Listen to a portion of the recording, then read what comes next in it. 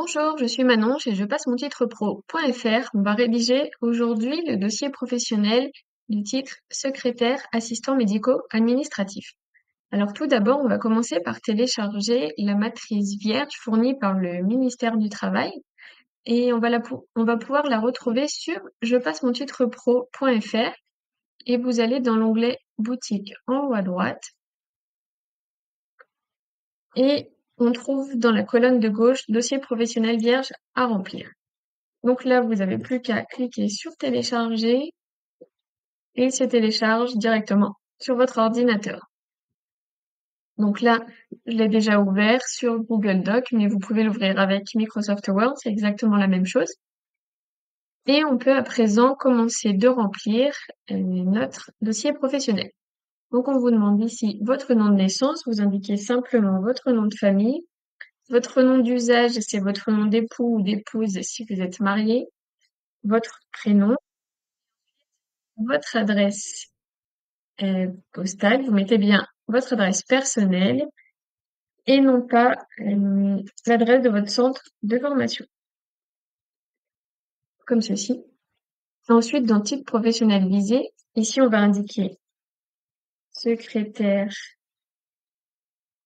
assistant médico-administratif.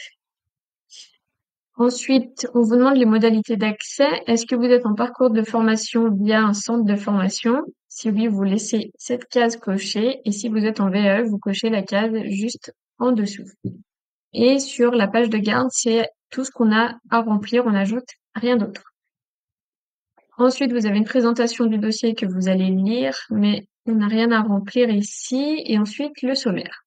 Donc, le sommaire, vous voyez, on demande des intitulés d'activités types et d'exemples. C'est pas des choses qu'on va inventer, on va se servir du référentiel des activités du titre professionnel pour rédiger notre sommaire. Donc, on va aller récupérer ce référentiel qu'on appelle aussi le REAC sur Je passe mon titre pro. Donc, je retourne sur la page les titres en haut à droite, les titres, et je vais écrire secrétaire assistants médicaux administratifs. Donc là, j'ai la case du titre professionnel qui s'affiche et j'arrive sur ce site, sur cette page. Donc, dans la colonne à gauche des documents, vous voyez, on a le référentiel des activités qu'on appelle le REAC. Donc, je vais simplement ouvrir ce document avec la petite icône. Et voilà où j'arrive. Donc ça, c'est aussi un document officiel délivré par le ministère du Travail qui répertorie toutes les compétences que vous allez acquérir pour ce titre professionnel. Donc là, on peut aller en page 8. On arrive sur ce tableau. Et vous voyez, on a deux activités types et les compétences professionnelles. Donc là, simplement, quand on me demande l'intitulé de l'activité type 1, je viens copier-coller cet intitulé d'activité type. Je fais pareil pour l'activité type 2, comme cela. Et ensuite, pour les exemples, on va simplement prendre 2 à 3 exemples de compétences par activité pour venir illustrer mon dossier professionnel. Donc là, par exemple, je vais prendre la première compétence que je vais venir indiquer, que je vais venir coller ici. Je prends la deuxième et la troisième. Je vais faire pareil pour l'activité 2. Je reprends mes exemples de compétences.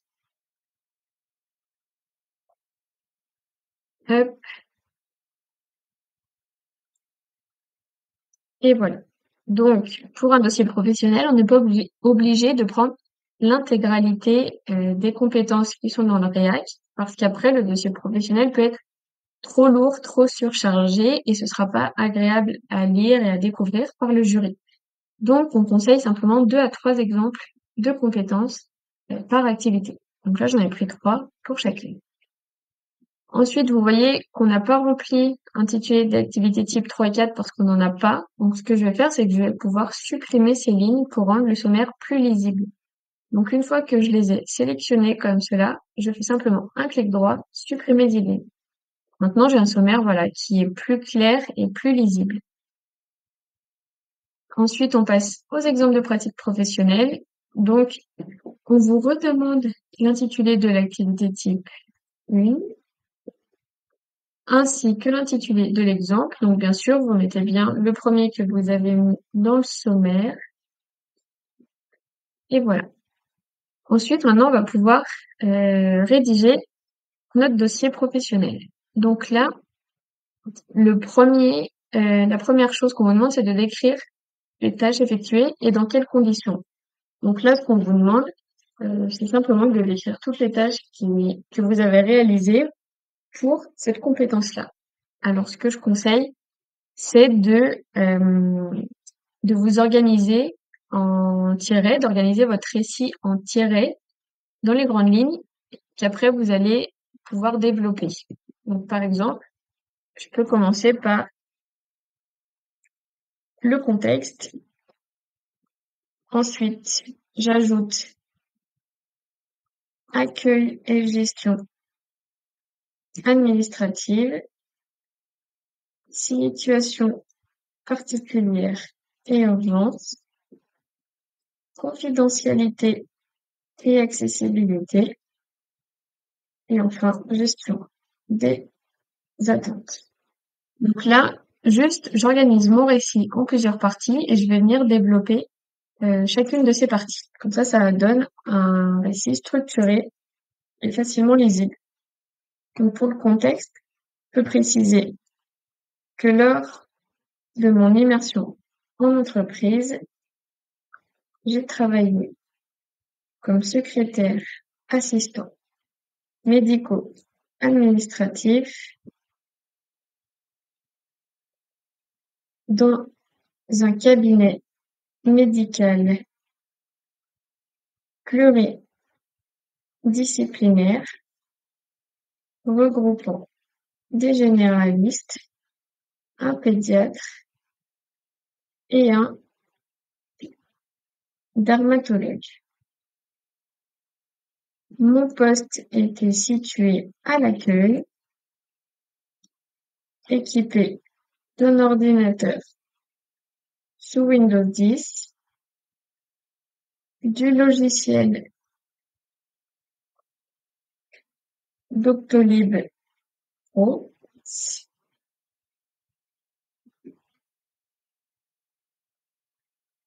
pour la gestion des rendez-vous, d'OrdoClick pour les ordonnances, d'un lecteur Ingenico Vitel et la joie modèle pour les cartes vitales et d'une imprimante Canon. J'utilisais également un téléphone Alcatel à plusieurs lignes pour répondre aux nombreux appels entrants.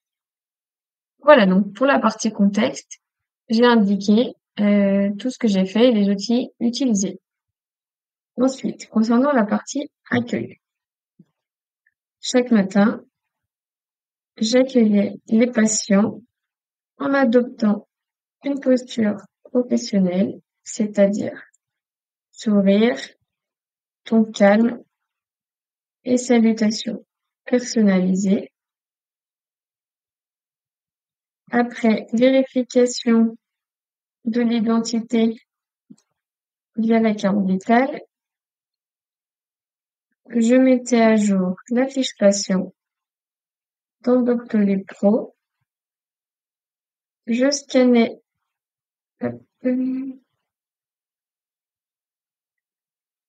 si nécessaire les attestations de mutuelle et archivais les documents via YouSign. En parallèle, je répondais aux appels téléphoniques en orientant les patients selon leurs besoins, c'est-à-dire rendez-vous dermatologue pour une éruption cutanée par exemple, rappel des documents à fournir pour une consultation pédiatrique ou information sur les horaires. Donc voilà pour cette partie. Je peux passer aux situations particulières et aux urgences. Donc, certaines situations demandaient une adaptation particulière. J'ai, par exemple,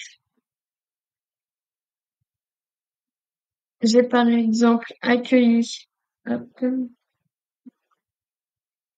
décidément, j'ai par exemple accueilli une patiente âgée confuse, sans rendez-vous, que j'ai rassurée avant de solliciter une collègue pour l'insérer dans le planning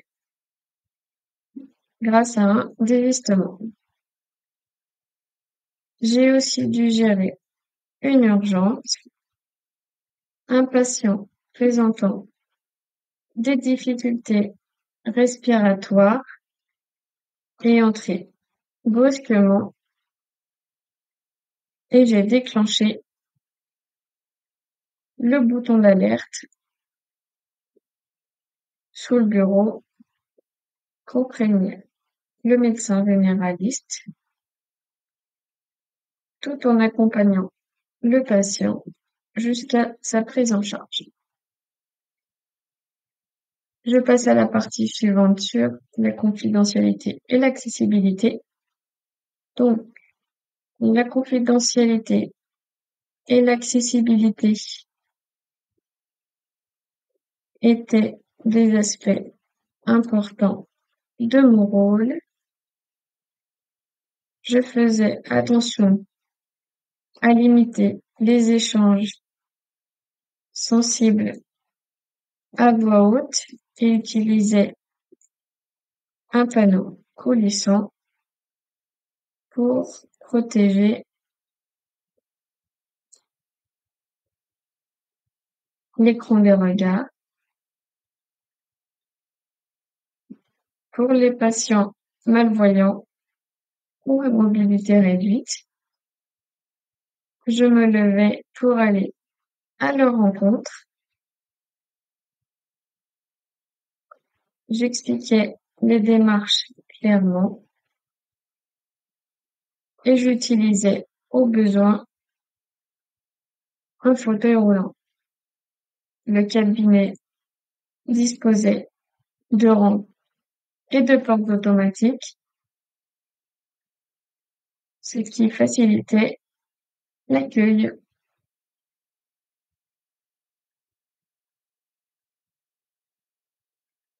Donc, cette partie, c'est bon. Je peux passer à la gestion des attentes. Enfin, j'ai appris à gérer les tensions liées au retard,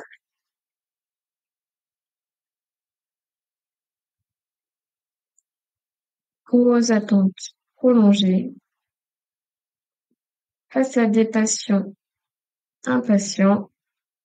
Je gardais mon calme, bien sûr, et j'expliquais la situation avec tact. Par exemple, on peut dire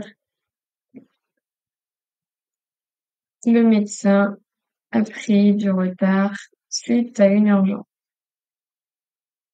Ces expériences m'ont permis de développer les compétences en communication, en écoute active et en gestion de situations délicates, tout en respectant la confidentialité et les droits des patients.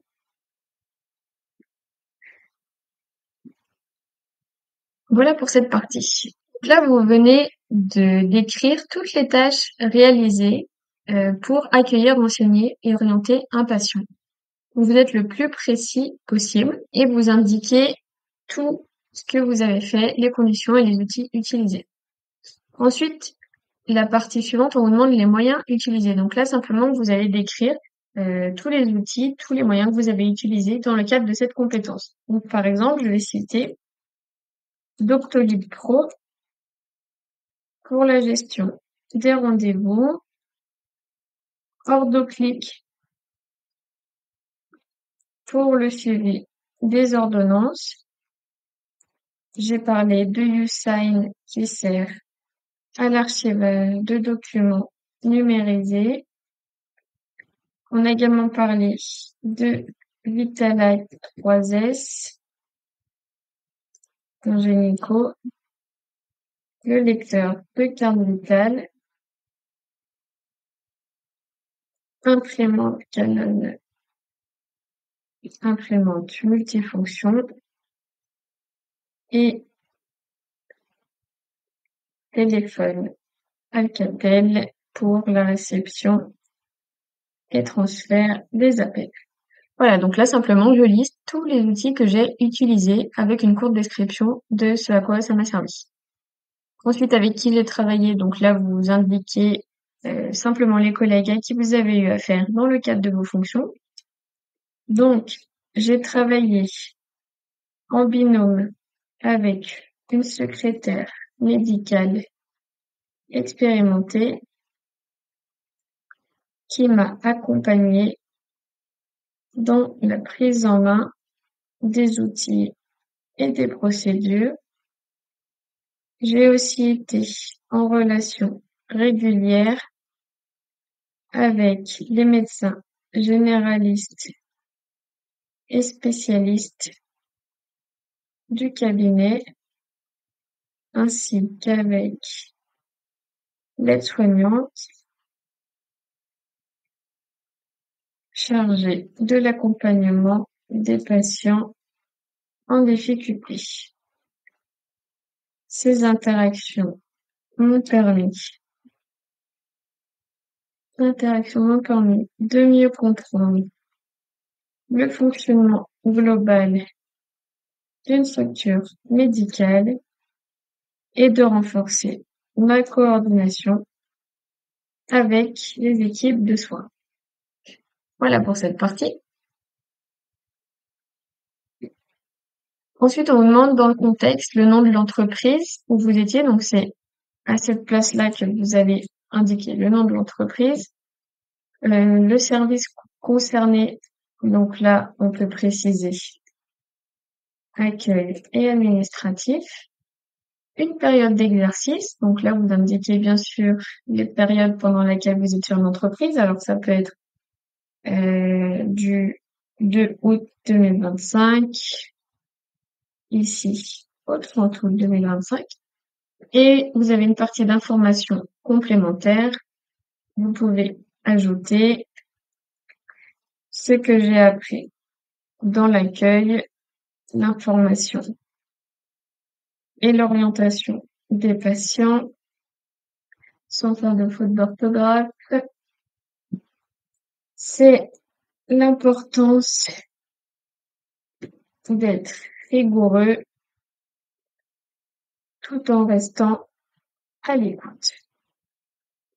Il faut être réactif, bienveillant et toujours garder en tête que derrière chaque dossier, il y a une personne parfois en souffrance qui a besoin d'être comprise et rassurée.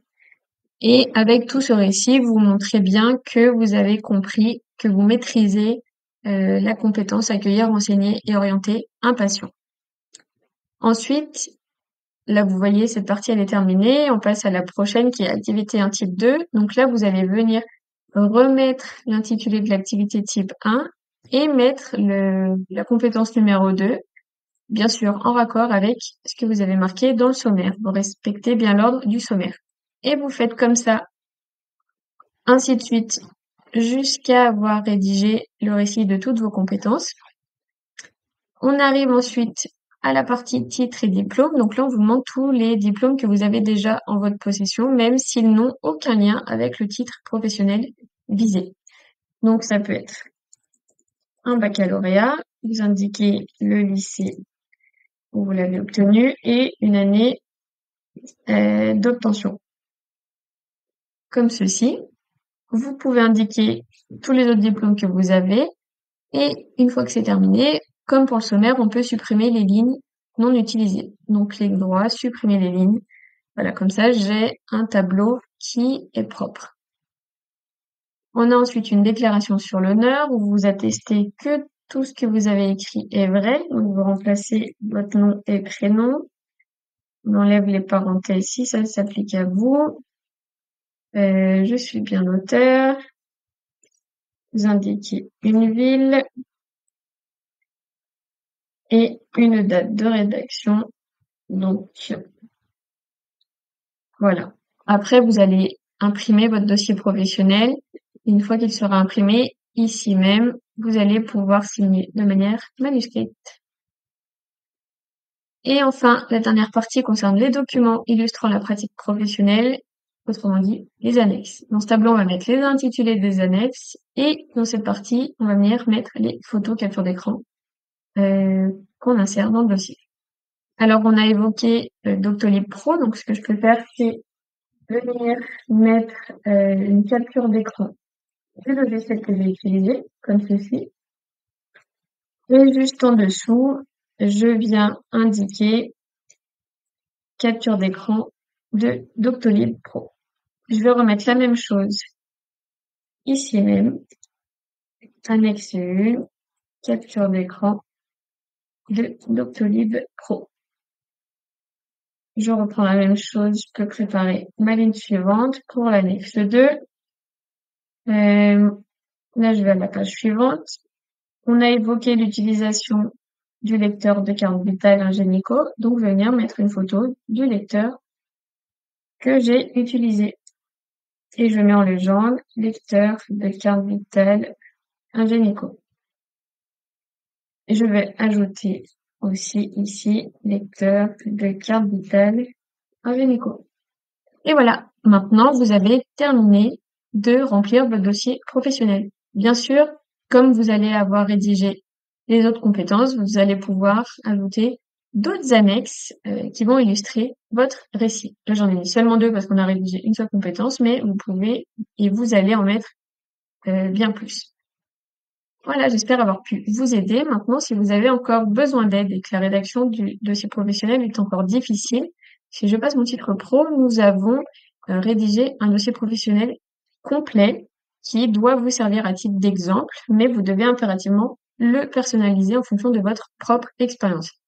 Mais il est rédigé de manière complète et vous pouvez très bien vous en inspirer.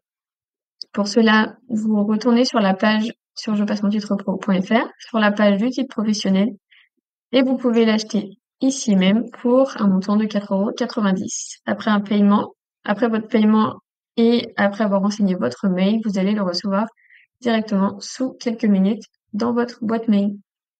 Voilà, j'espère que c'est plus clair pour vous et je vous souhaite bon courage pour la rédaction et je vous dis à bientôt. Merci.